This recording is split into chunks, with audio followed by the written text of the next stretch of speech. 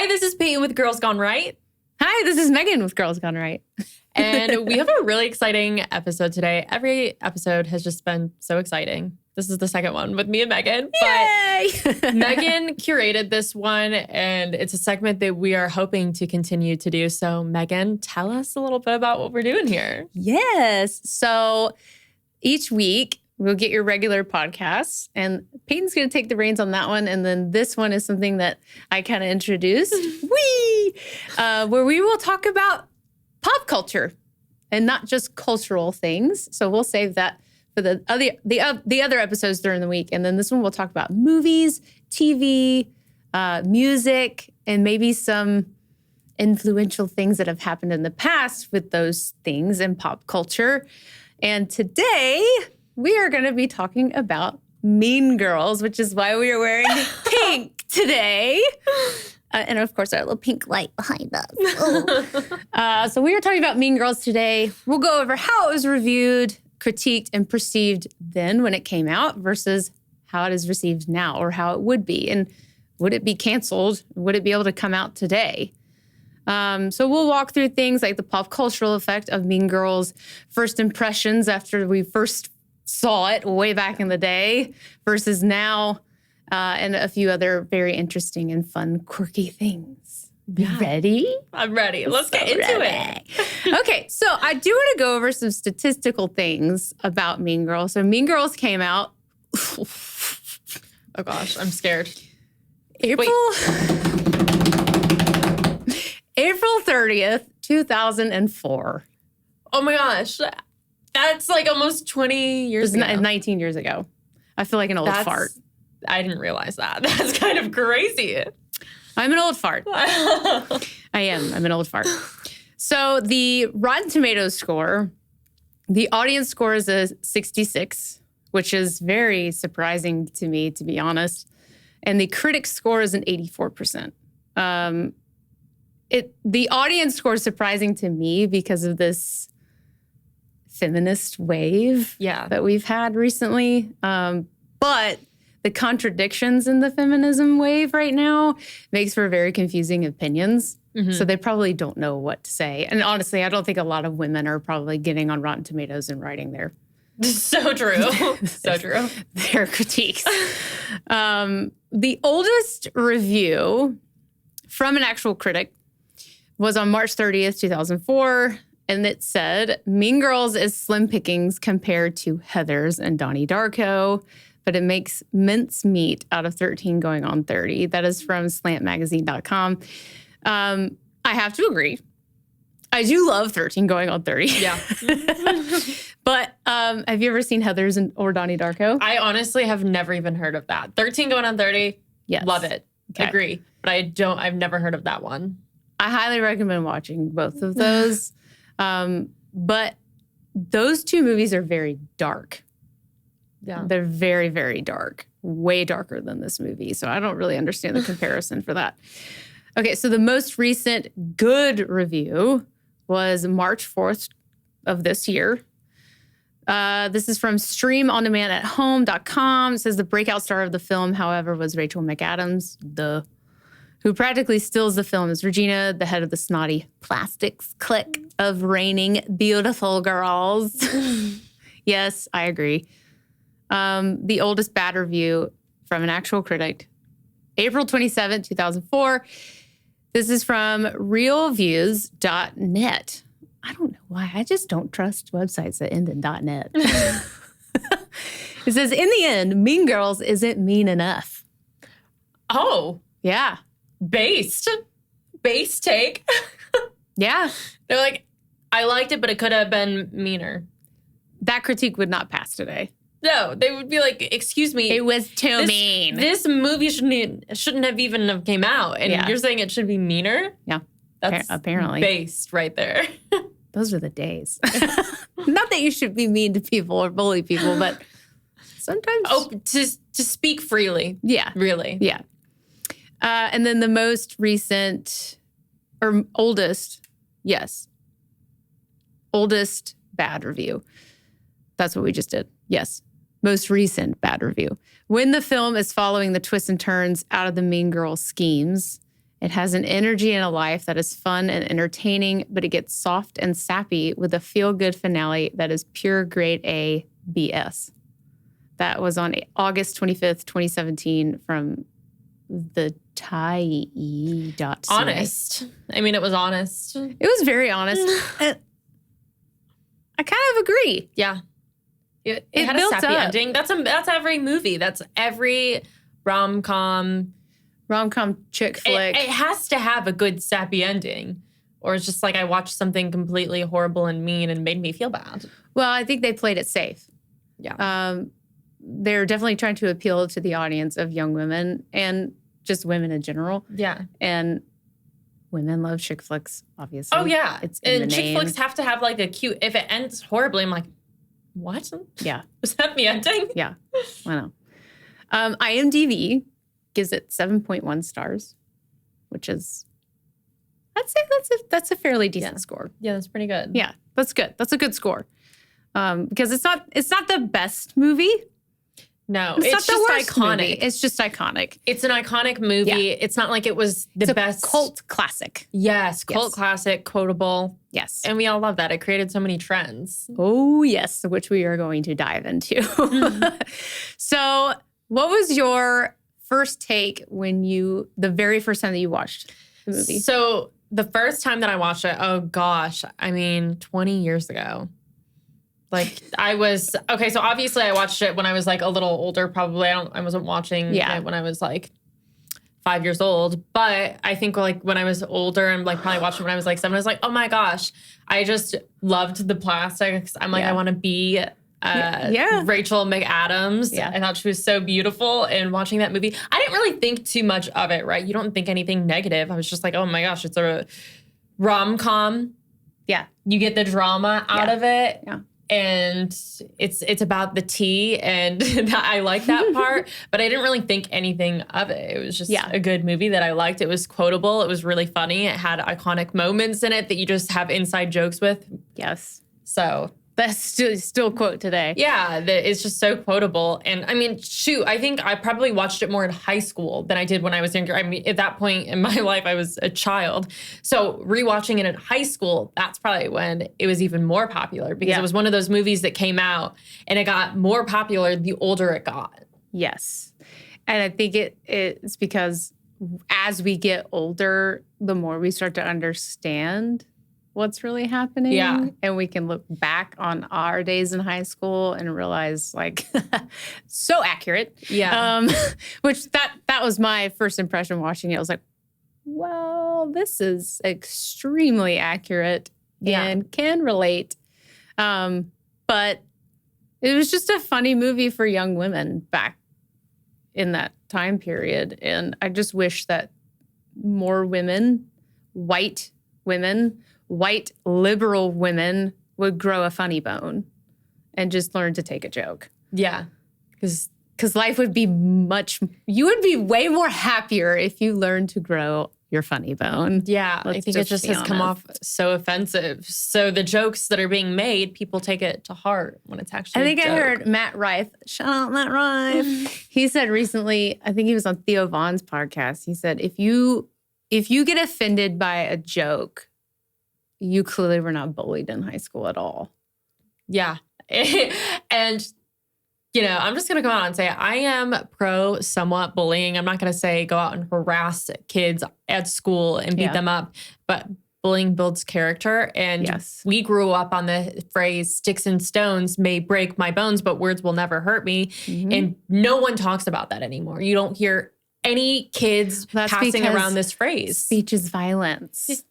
Words are violence. But now, we grew up thinking that words will never hurt you. This is ingrained in our brains, and we grow up with that.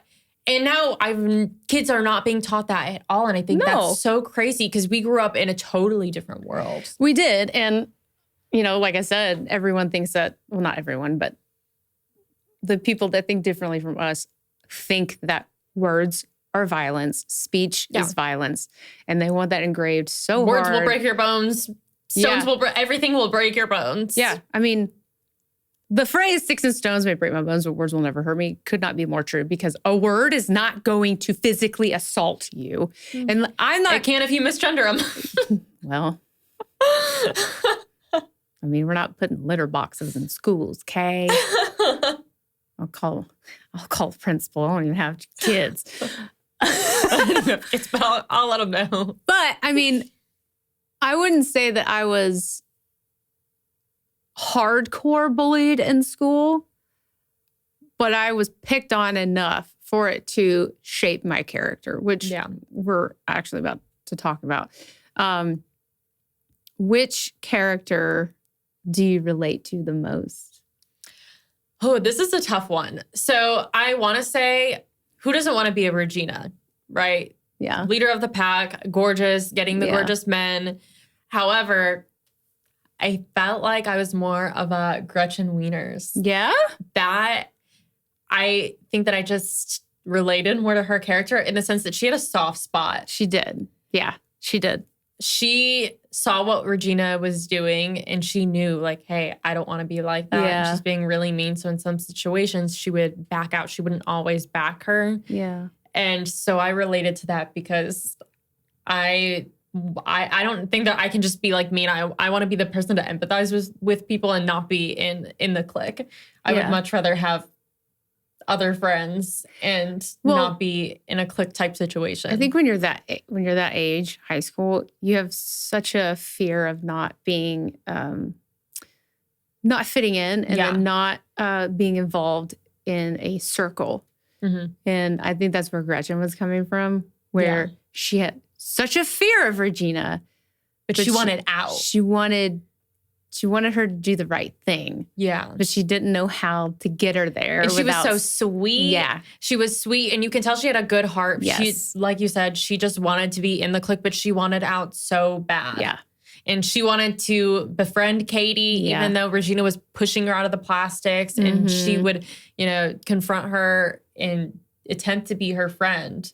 And she just wanted to be friends with anyone, everyone. You could tell she had a good heart. So that's where I fall. I like in that sense. I'm actually surprised. I am. Did you think I was going to be a Regina? Your hair full of secrets? It might be. It might be. I think both of our hair right now is full of secrets. We got a little secrets in there, but who would you align with?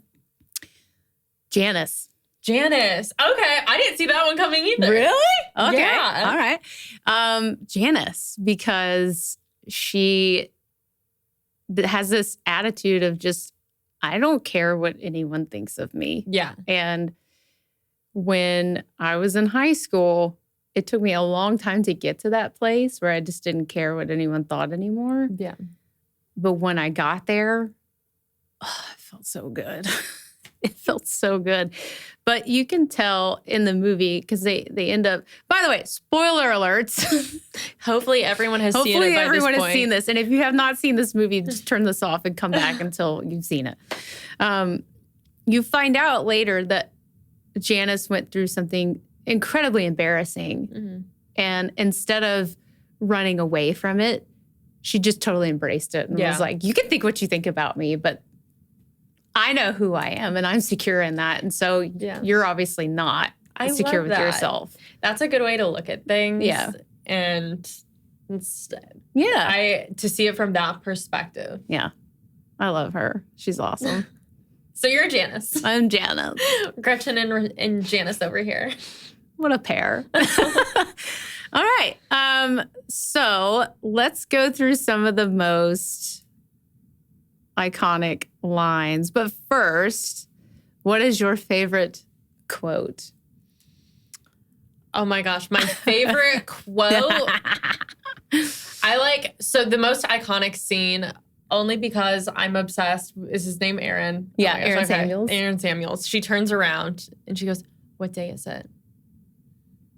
It's October 3rd. Yeah. And that's just iconic to me because it's the thing is, this movie just became cult-like culture. And every October 3rd, people wear pink and quote something from Mean Girls and quote that scene.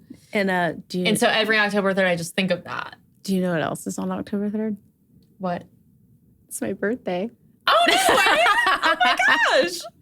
October 3rd is awesome. That is so fun. I didn't even know that. Yes.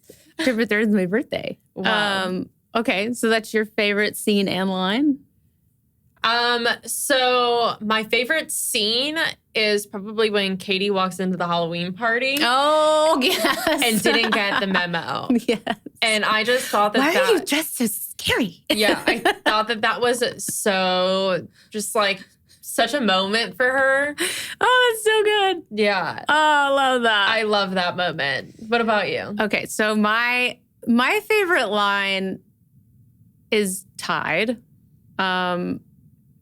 Obviously, everyone loves the "Fall for you, Glen Coco. You go, Glen Coco." And not for question wieners. But the other one, and I actually shout out to my friend Donald. Hi, Donald.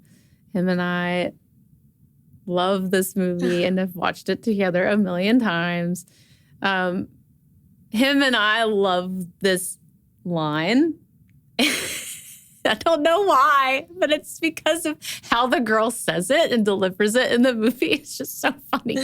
But she says, "Everyone thinks I'm not a virgin anymore because I wear super jumbo tampons.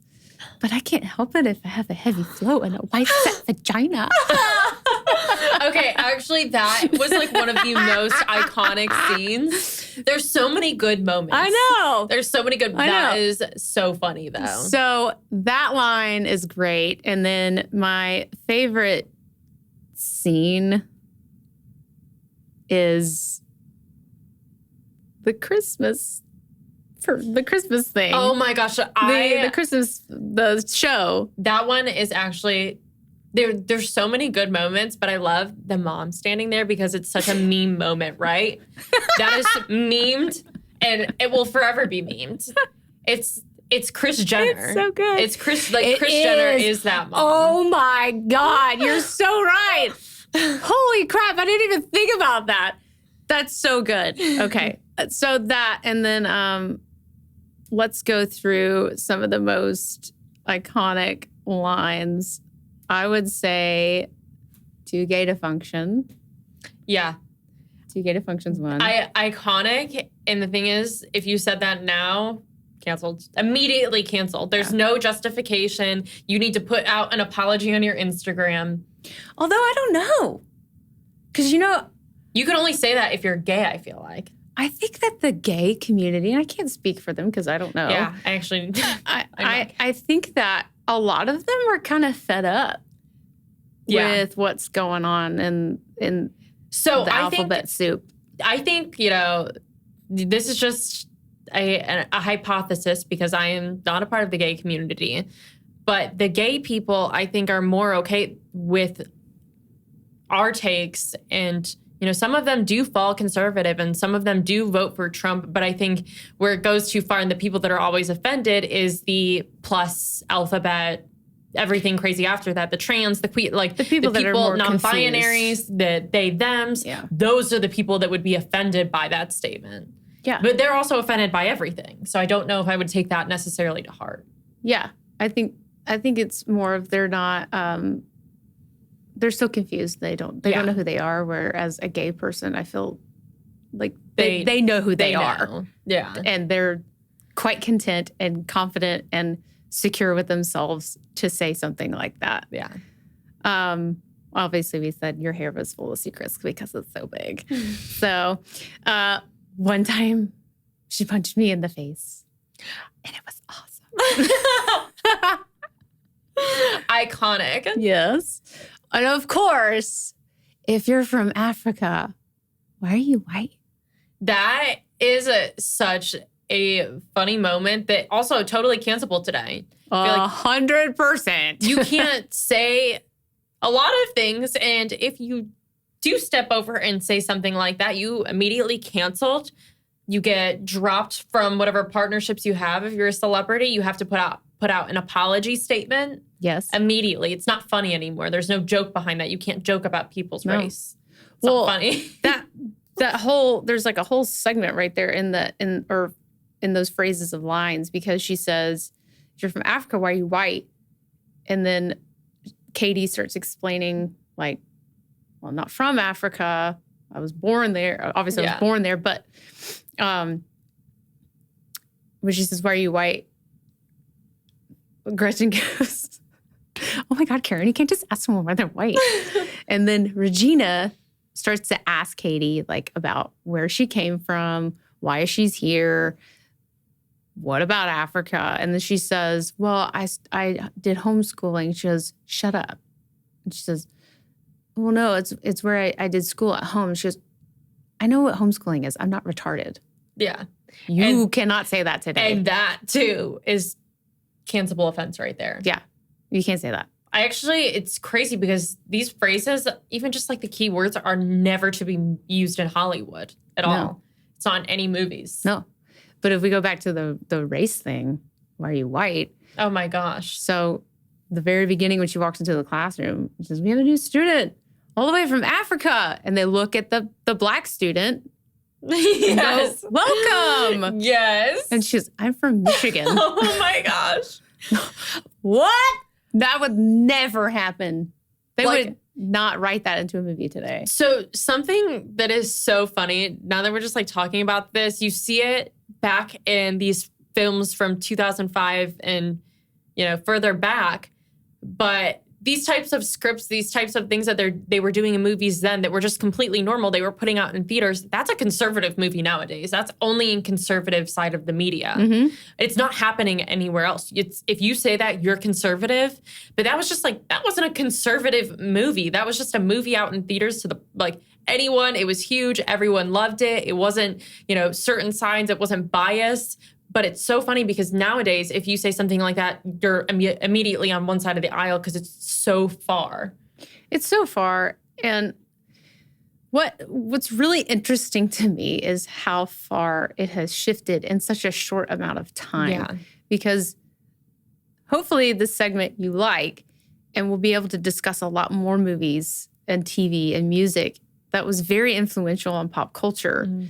And the way that we communicate with each other and the way that we just talk. Because the way that they talked in this movie was how girls talk to each other. Yeah. That's just how it was. But now everyone's got a phone and they can just start recording you and post it to social media. And I think that is where things really started to go downhill. Mm-hmm. Because they wanted their gotcha moment. They wanted their viral moment. Yeah. But these lines in this movie are funny. Yeah. You know why? Because they're relatable. It's relatable. They're relatable. And not everything you don't have to take offense to everything. No, you don't.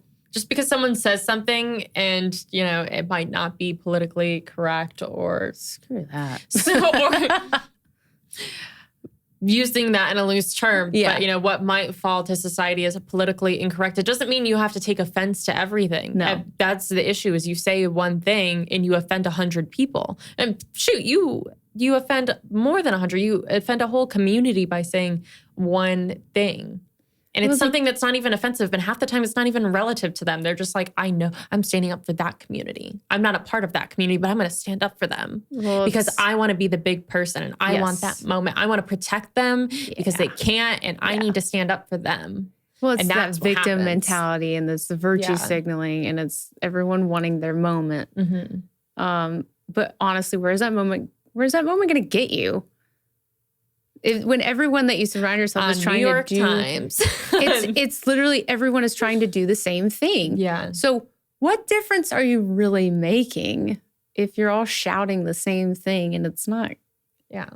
And it's not getting anywhere because you don't want it to get anywhere. It's like, for example, AOC is standing up for all of these communities. Yeah. And she's like, well, I have to stand up because I have a voice and I want to use it for them.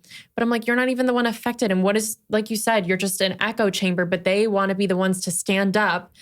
And it's whoever's voice is the loudest in a room full of people. It doesn't matter what that voice is saying, but they just want their voice to be the loudest. Yes. It doesn't matter what it's doing or what it's saying or the point of anything because they most likely don't even have a point. But as long as their voice is the loudest and everyone's listening to what they have to say, that's all they want. Yeah. And that is Capitol Hill, and that's Hollywood, and that's social media. Nailed it. Nailed it. Okay, so we hit on race a little bit. So now let's talk about girls. I would say these aren't, so now we're just kind of shifting into the discussion part of it. So we might quote, obviously we're going to quote some stuff and we'll talk about some more lines, but Karen, who I feel like is one that gets a little forgotten in the plastics. Yeah. Is the stereotypical dumb blonde. And I don't see that a lot in movies anymore where they like, you have the token black guy. Oh, yeah. But then you have the stereotypical dumb blonde. Or you have the slut.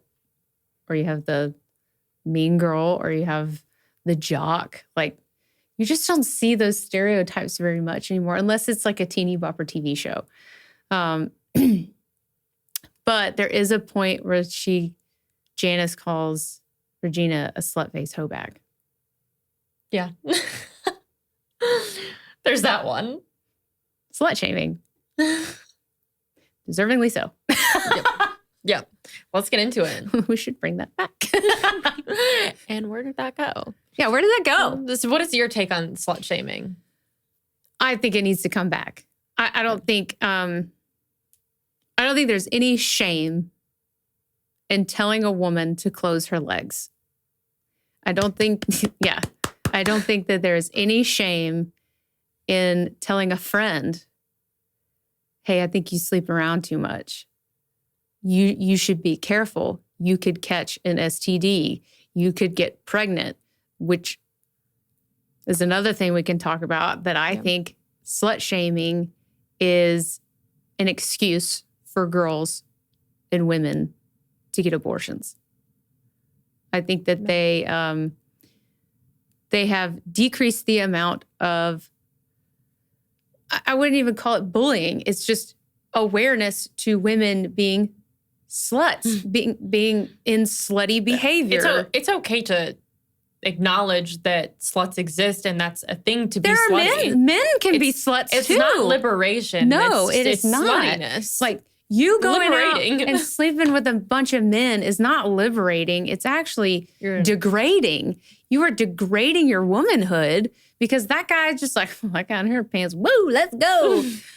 But you're degrading your womanhood and you're sending the wrong message to a lot of young women out there, especially if you're parading that around on social media. Oh my gosh. And I am so glad that you brought up slut shaming and you think that it's a good thing and think that it's a positive thing because no one's willing to say these things because everyone's normalizing it and it's not normal. And I think especially on social media is where we see that echo chamber of all these toxic things going on in our culture.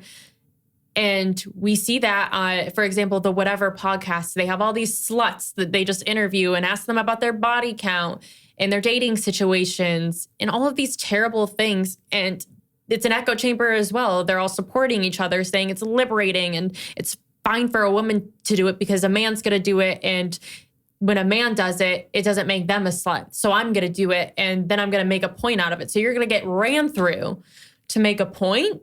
Or I have no idea, but it's so sad because these girls have OnlyFans and they're just selling their bodies, trying to get even to a man because they think that a man is doing that. And I don't think a man should be doing that either. No. But especially a woman who you hold your own value. A man does not determine your value, but you determine your value. It's not how much a man is willing to pay for your OnlyFans account. That's not value. It's what you value yourself as in respect-wise and who has access to you and being modest. Modesty is gone. There is no modesty of women anymore. And I think that definitely needs to be a trait. Modest is the hottest. That we bring back. Yeah. And playing hard to get. Like, there's something very chivalrous about playing hard to get because then that forces the man to take initiative to be like, yes, you get to decide what your value is by yes. And if you degrade yourself by going out there and being a hoe bag, just call it what it is. Call it like I see it. If you go out there and degrade yourself like that, no man is going to see any value in you and you're going to be alone for the rest of your life.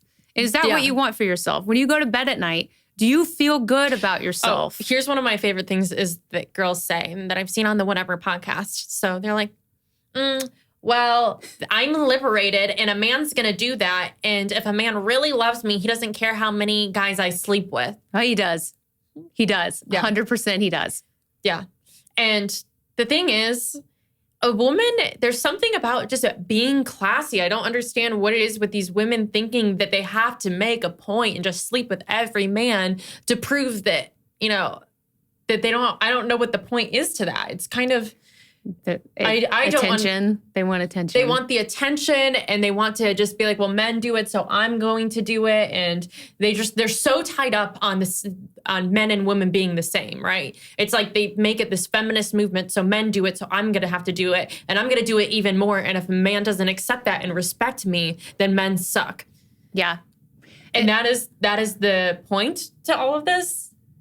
There's no need for women to try and be men or a man or be involved in manly behavior. Yeah. A man is going to do what a man does. And we are biologically different. We think differently. We think with emotions. They think with what's between their legs. That's how it's supposed to be. That's how it's supposed to be. And that's just how that's nature. Tell it like it is. And that's Mother the complete Nature. truth. When we have sex with a man, women are more emotionally connected. Yes. And it's not to say that men are not emotionally connected at all, because that's not true. Mm-hmm. It can be true that sometimes they're not. But it is true for a woman, and that's in our nature, and that's a beautiful thing. Yeah. So no, we are not men. And you sleeping with a bunch of guys doesn't make you less of a, it doesn't take you away from your gender roles. You can't get rid of that. You can't wash your hands clean of that. But it's a beautiful thing that you are attracted to a man when you have sex with them, because that's what it's supposed to be. Taking that away doesn't empower you. And sex with multiple partners should not be empowering, period. It's terrifying. Because that is awful. Women need to go back to the days where we viewed sex as something sacred. Our bodies are sacred. The act of being sexual with someone is very sacred. And you have to have a lot of trust with that person to be that vulnerable with them, to engage in sexual activity. We're getting real right now. Yeah. Truth. And if you don't value yourself, how are you going to trust someone to value you? Exactly. And see you for who you are when you don't even know who you are, because you're out there trying to get so much attention for selfish reasons that you probably don't even know what those reasons are. Yeah. So here's just an example to put it for the people that are not following with this, with this crazy, outlandish, extremist idea that women hold the key. Mm-hmm. So here's the analogy that I'm going to give you. You have a car. It's a Cadillac.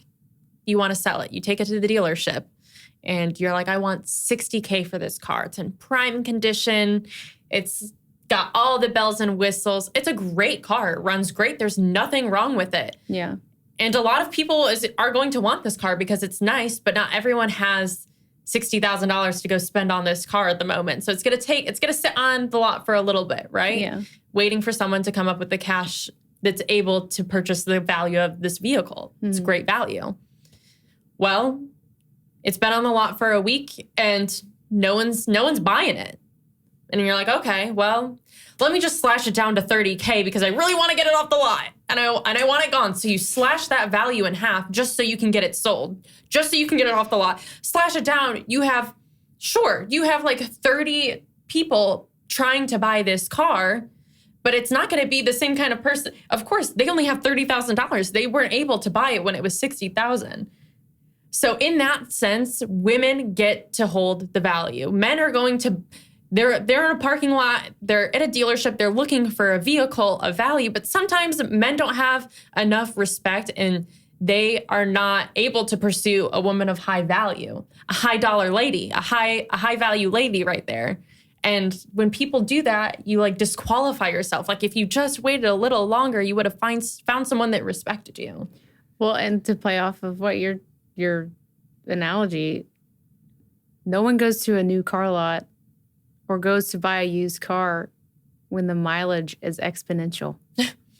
Yeah. You don't want a lot of mileage. ladies. Yeah, that causes problems down the road.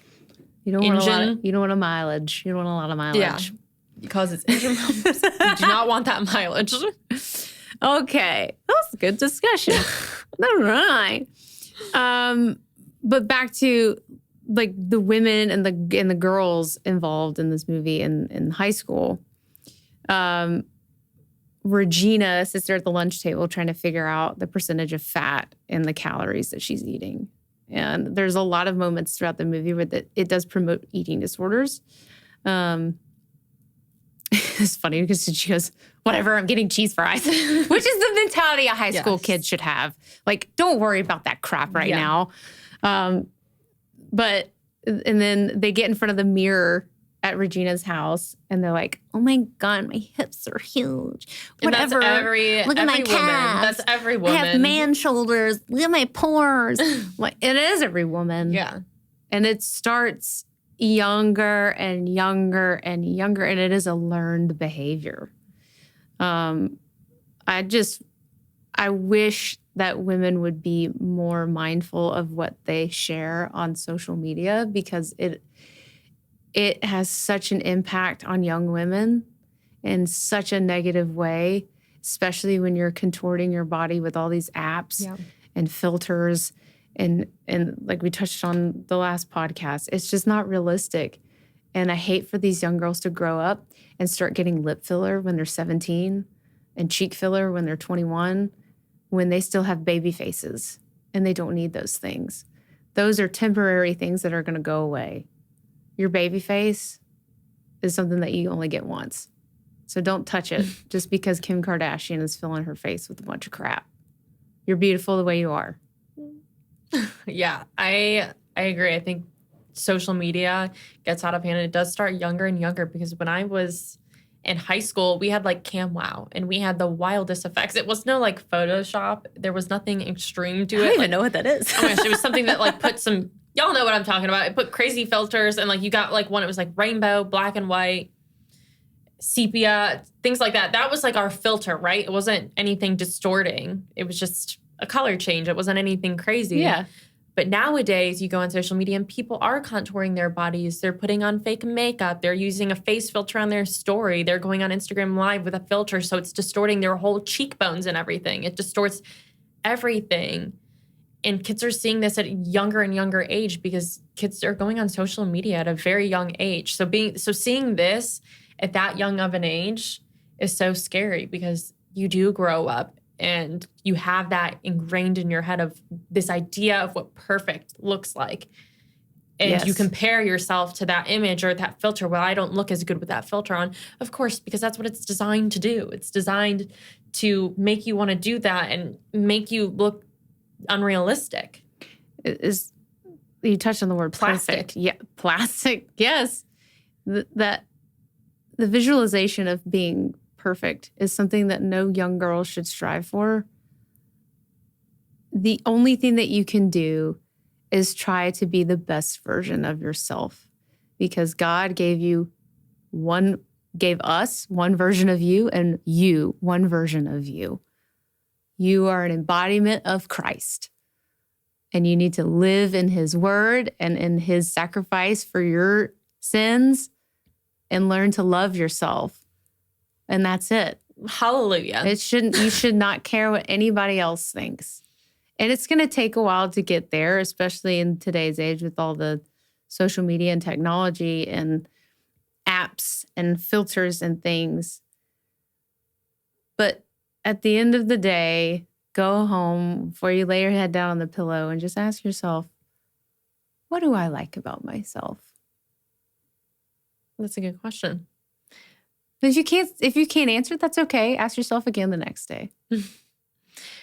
And like you said, the thing is, we're going to get deep in here, but we are all imperfect. Mm-hmm. No one on this earth is perfect. We are all imperfect in the image of God, and we're imperfectly perfect in the sense that God created you this way. And when we leave this earth, we will be perfect in God's image. But while we're here, we are imperfect. Mm-hmm. And he knew who you were before you were even here. He knew who I was before I was here. He knew Peyton was before she was here. He created us in his vision before any of us ever walked the earth. So he knows what he's doing. He's pretty good at it. Yeah, you don't need a filter. No. You don't need to have this unrealistic expectation and change your body and change the way that it looks like, because it doesn't matter. Mm-mm. What you are seeking is validation, and you're seeking likes, and you're seeking attention. And the only person that you need validation from is God. The only person that you need attention from is God, and to give attention and be kind to others. It's not about you. Yeah. And I think that's where this society has really fallen, is because we've fallen away from God big time. Yeah. We need to turn back to him. Need that Jesus. We need Jesus. Well, not to shift from our amazing discussion from that, I do want to talk about the fashion. Oh my gosh. I do want to talk about the fashion because you guys are going to get some fits when Peyton and I go to Dallas in a couple of weeks. Yes. And me and Megan are very much on the same vibe of just like, wear your personality. Yes. I like to feel like the way I dress is a representation of my personality. Oh, yeah. It's just a way to express myself. 100%. But in the movie, I can't help but notice, because it's coming back and I don't know why. Oh, no. Good Lord, you kids need to stop it. Is it the low-rise jeans? Low-rise jeans, but the mini skirts with the accordion trim on the bottom. Yeah. Please stop. Yeah, I'm not a fan of the mini skirts. I love a mini skirt. Don't get me wrong, but I can't do like the tight band around the butt. Oh yeah, and then the accordion frill at the bottom. Like let's not bring that back. Also, what is coming back is the Juicy Couture velvet jumpsuits. Oh my god, or tracksuits. No. Yeah, I won't be doing that. We've been there. We've done that. It does not need to come back. I like a matching set, but it's not velvet. It will not be velvet. I'm talking like the OG, like what the mom is wearing when they go to the house. Yeah. That is coming back. Yeah, I won't be wearing that. I'm a matching set gal. I like it when, you just don't have to think about an outfit, but I'm not wearing velvet and I'm not wearing anything with rhinestones on it. No rhinestones on my athleisure. I don't want that. Oh, she had to clarify. No rhinestones on my athleisure. Yeah. I'm like, okay, so we live in Nashville, so there might be a few rhinestones and here and there because disco cowgirl over here. Rhinestones and denim. Yes. Oh, girl. Let me hop on the pedal. What is it? The pedal tavern. Let's go. Let's go, girls. Oh my God. When they hear that. Whoever's coming to Dallas, guys, it's going to be a freaking hoot. Come hang with us. We are going to wear things that are just outlandish. Yeah. Because it's in Dallas. Everything's bigger in Texas, baby. Yeah, it's Texas wear. It's the aesthetic is what I'm getting. So we have that side of the fashion in the movie. Then we have Janice's fashion, which... So I'm going to be honest. That was me. I will say, Can you believe it? Cargo pants. I love cargo pants. Yeah. And they wore like the low-rise cargo pants. And I will say I'm a fan of them. Cargo pants are great as long as we don't bring back the ones that zip off at the knee. That's so funny, guys. If you follow me on Instagram, you know I have a fit. Okay, so when I was younger, they had, and old people, you can back me up on this. They zipped at the knees. You could zip it at the knee, and then you could also zip it at the thigh and make them into shorts. Oh, yeah. So I actually had a pair, funny story, when I was growing up, I really wanted a pair of cargo pants that were camouflage. Yeah. And I was like 6 years old. And my mom, I was going through this phase. I had a boy neighbor growing up and we were the same age. So we always just hung out. My mom was like scared that I was going to turn out to be like a lesbian. Like a lesbian. Because I have a huge lesbian crush on you. So my mom was like so scared and she was trying to get me to do these girl things. And I'm like, I want a pair of camouflage cargo pants because my neighbor has them and they're so cool and he puts rocks in them. And I collected rocks. I was such a tomboy, but because my neighbor was a boy and like we hung out. So like he would do girl stuff with me too. And he had Care Bears and I would collect Pokemon cards. So like, you know, it was very mutual type thing that we had, but I wanted camouflage cargo pants. So we went to the store and I'm like, oh my gosh, Mom, I found a pair. And she's like, those are boys. That's from the boys section. I was like, I want them. So I got them and I would just put rocks in the pockets up until they were full. Yes. And my mom like hated that I wore them. And like, she like tried everything to get them away from me. She got me a pair of like black leather pants like Britney Spears would wear. And she's like, oh my gosh, but these are so cute. And I'm like, but you can't put rocks in the pockets. I'm like, does it even have pockets? Where am I going to put my freight, Mom? I need the cargo pants. The freight. Afraid of my frogs. Where am I gonna put my freight, Mom? That's also a quote for the movie. She goes, I saw Regina wearing cargo or camo pants and flip-flops. So I got camo pants and flip-flops. Me. Yeah. That's you. Okay. So I do want to talk briefly about the lunchroom map because, and then we can start wrapping it up. So there's 3 topics I want to talk about, and that's the lunchroom diagram. It's so accurate. Yeah. It's incredibly accurate. I sat at a table with show choir kids because I was in show choir.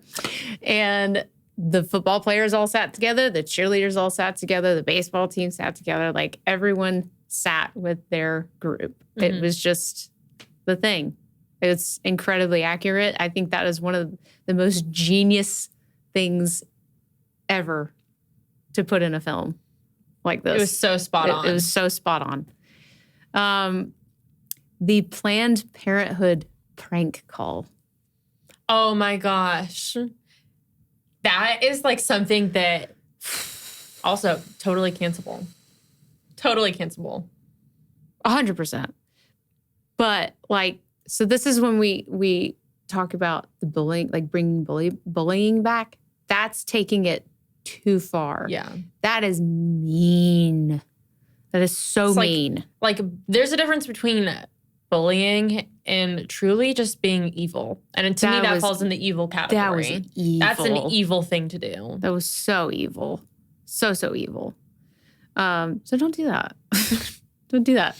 And you can like, that little girl that played the little actress that played that girl did such a good job of having that look of horror on her face when her mom calls her.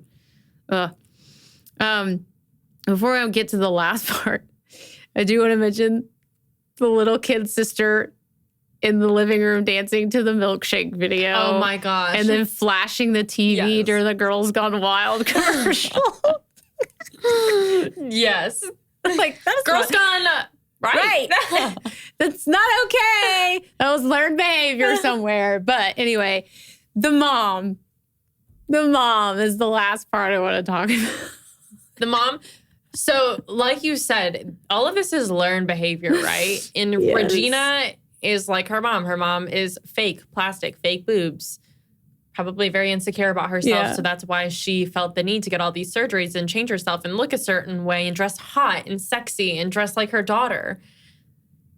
It's learned behavior. Well, the mom, everyone had a friend that, like, there was a mom. Everyone had a mom in the group that did that, whatever that mom did in the movie.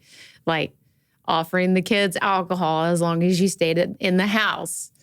There was a mom that did that. Offering kids condoms, which apparently, you don't need anymore, I guess. Going back to the slut shaming thing. You don't need condoms anymore. You can just go get an abortion. Yeah. Sorry. Rant. Yeah, there was always that mom that was going to supply alcohol, supply the party materials, supply the condoms, and not tell the other parents. There's always that. That's a bad mom. That's a bad mom. That's not a good mom. That's like, they want to be the fun mom, but that's bad. I'm not like a regular parenting. mom. Yeah. I'm like a cool mom. Bad mom. Bad parenting Very, right there. very bad mom.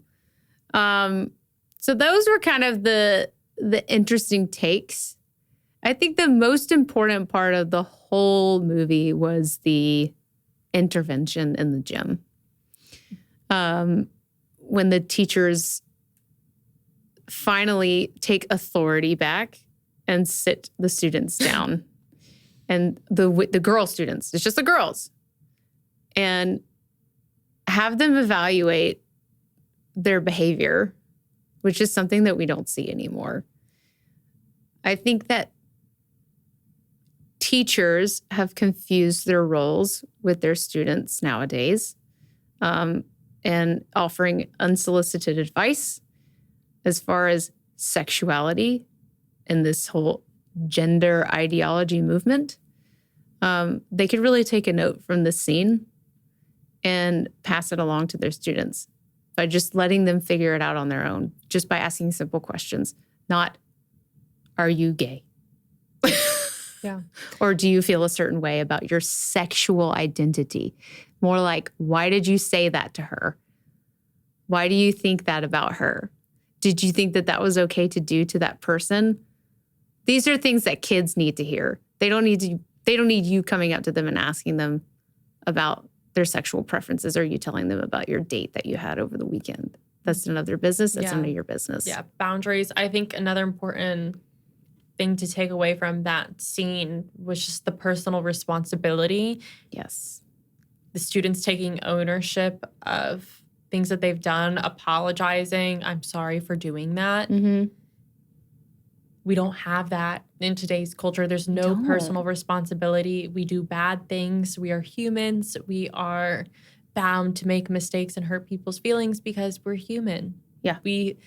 Sometimes you live and you learn, but it's about the ownership and being able to speak up and say, hey, I'm sorry I hurt your feelings. That was shitty of me. It's okay to take, as long as you're taking personal responsibility of these things, owning it, apologizing, and doing better. We don't see that a lot. We don't have that enough. No, and when they start doing the trust falls, you see a great example of what real apologies look like versus somebody that doesn't even know what an apology is. And those Gretchen Wieners, when she gets up there and she goes, I'm sorry everyone just likes me so much. And then no one catches her except Karen because Karen's so dumb. Yeah. And she doesn't catch her. She falls on her. So it's like a perfect example of all these young women taking responsibility for the things that they said to their friends that hurt their feelings and understanding why it hurt their feelings and then moving on. Yeah. And that's something that's so lost today is self-ownership, taking responsibility for things that you've done or said that may have hurt somebody close to you, and apologizing for it. I don't know why it's so hard for people to just say sorry or for people to just disagree.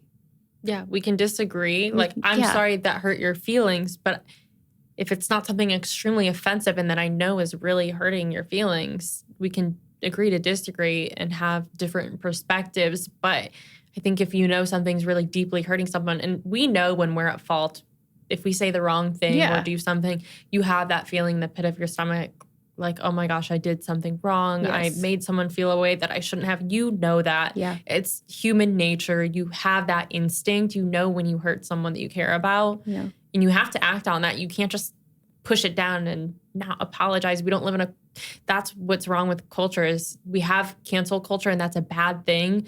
But I do think it's almost come too far in a sense that conservatives say things and they think that they can just run over everything and they make no mistakes because they don't want to be canceled almost, and they don't want to have that apology because an apology, like putting something on or like that apology culture is kind of the left owns that.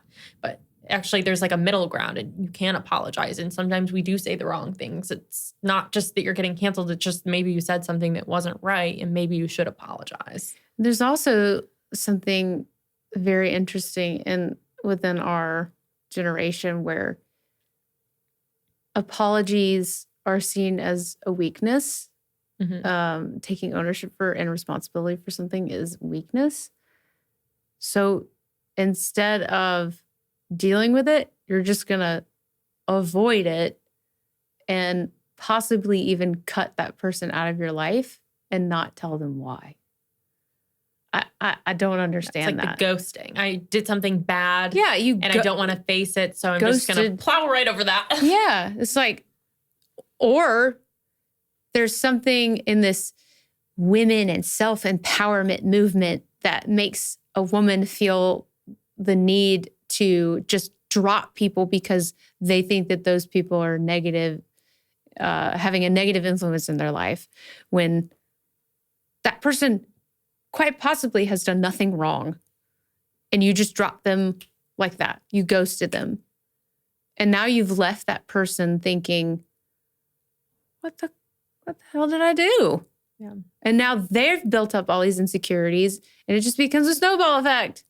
It's like, we need to start taking ownership for the things that we say, the things that we do. And if you just don't want to be that person's friend anymore, tell them. Just tell them. Just like, hey,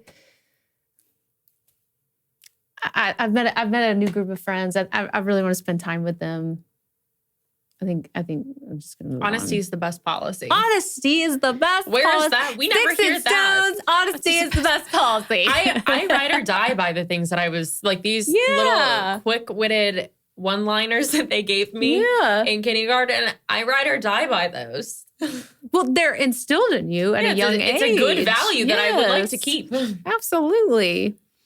Okay, Peyton. Would Mean Girls be canceled if it was made today based off society's political correctness? 100%. I think that there's so many reasons why it would be canceled. And I don't even know what the main reason is, because there's just so many. It's, first of all, you can't openly talk about the LGBTQ plus community in that light. Like, you have to be so supportive. And if you're not so supportive and pro it and show it everywhere, then it's canceled immediately. If you're not, if you don't have gay pride flags everywhere and trans flags, then it's canceled. It can't be there. And I don't know if there was any transgenders in that movie, so I think it would automatically be canceled. Yeah. It is not inclusive to all groups. And there was not a BIPOC as a lead. Yeah, so we can't have that. Yeah, we need we need different leads. And it is the slut-like culture as well that wouldn't be as represented. It would be represented differently in today's, if it was made today. Yeah. Have you seen Mean Girls 2? No. Oh my gosh, so they have a Mean Girls 2. And it is horrible. I'm glad you didn't see it, because it's terrible. It is like the woke, very, very watered down version of Mean Girls. It's absolutely horrible. It's why terrible. Make a sequel to something that doesn't need one? Yes. Looking at you, Beetlejuice. They needed to make it a little nicer and more friendly and better for the next generation. They do these things, and it's terrible.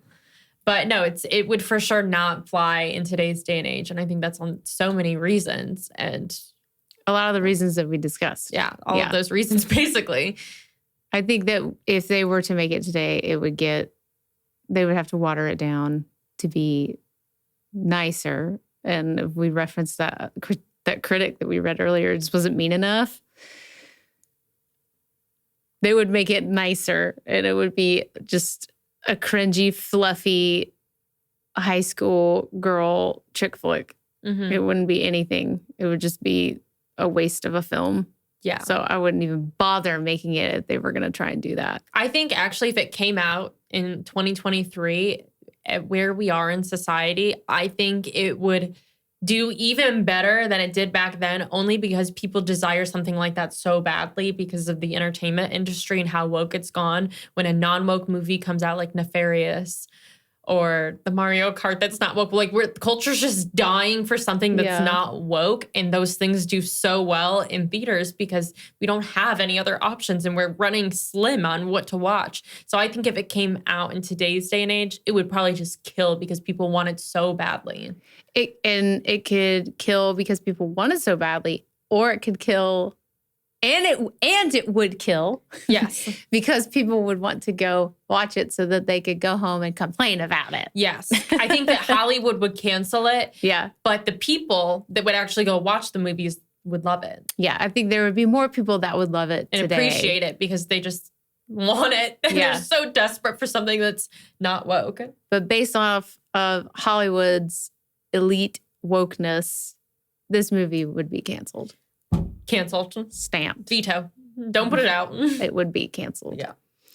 Well, guys, we really hope that you like this new segment. There's more where it came from. So comment, obviously, send us your feedback if you liked it. And maybe a movie, a television show, or some music experiences that have happened in the past. We've kind of bubbled up a few that we've made a list of that we might discuss. Yeah. Well, thank you so much. And we'll see you next episode. Woo! Bye, guys. Bye.